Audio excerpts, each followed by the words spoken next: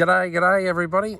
I'm over my flu and feeling much better. Just want to say hello to everybody and thank God for the rain that we've had, and I hope that the farmers all got some because it's been pretty dry. So today's post, just going to tell you straight up, my goal is to prevent obstetric violence ever happening to another pregnant woman, but specifically to help the next Cherry and to prevent these crimes from being forced onto any man or woman or child, but especially pregnant women without their consent and against their will.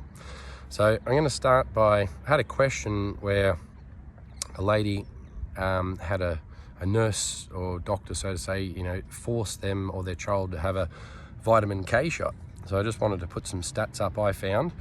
Okay, in 1993 to 2017 in Queensland, there was 6 deaths. So 1993 to 2017, so well over 20 years, 6 deaths resulting from vitamin K deficiency, which is bleeding, and 3 of those deaths had the vitamin K toxic injection and 3 didn't.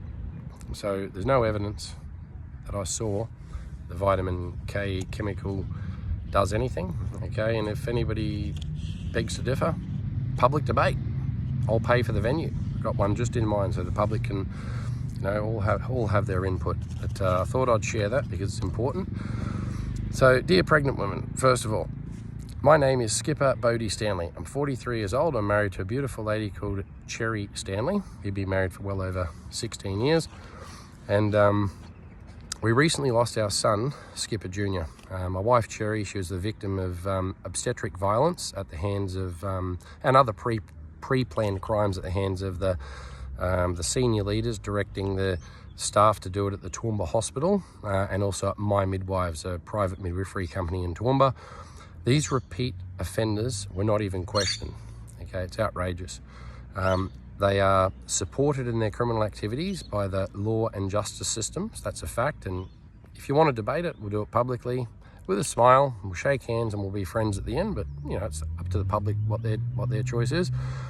Because there's no punishment currently for these crimes, so they get away with it, and they also do these crimes while I guess getting money through the MBS scheme.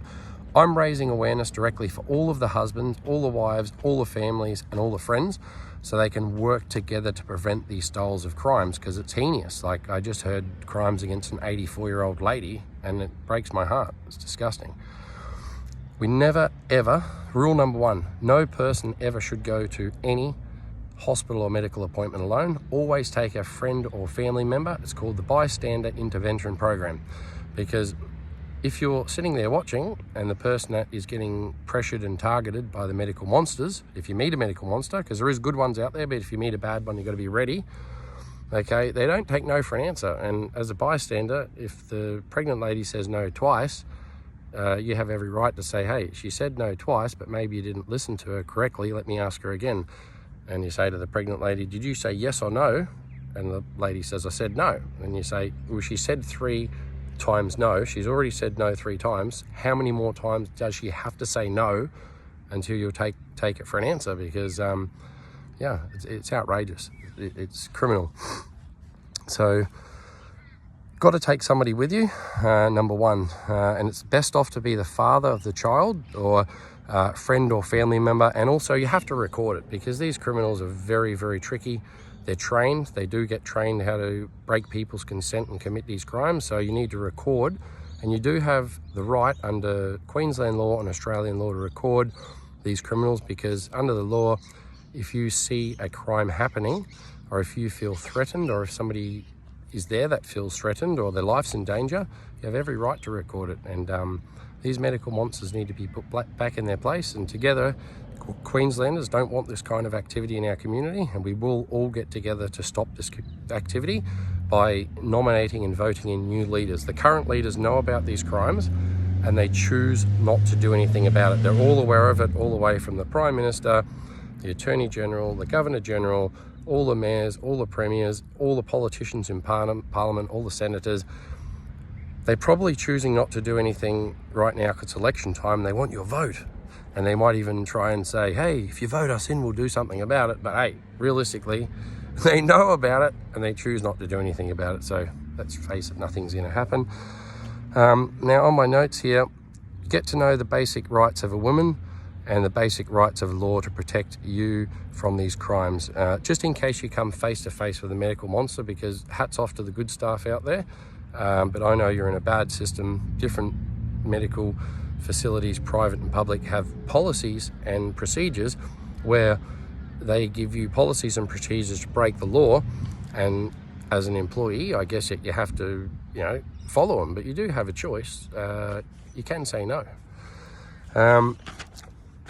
Also, consent. Let them know at the start of your appointment you do not consent to anything, okay? Because they're going to try and break your consent over and over and over.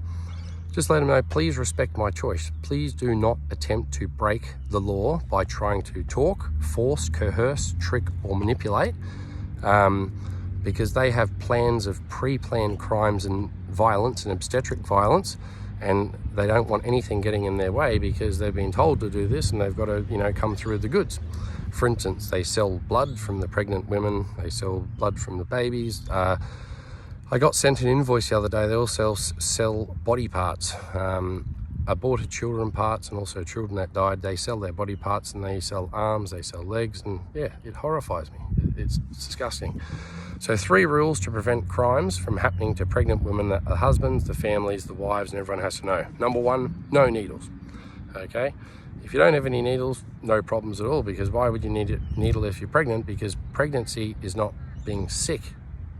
Pregnancy is a normal part of life. And for my wife, Cherry, she was the healthiest she's ever been, the happiest she's ever been during pregnancy, and unhappy when the medical monsters she met committed crimes against her.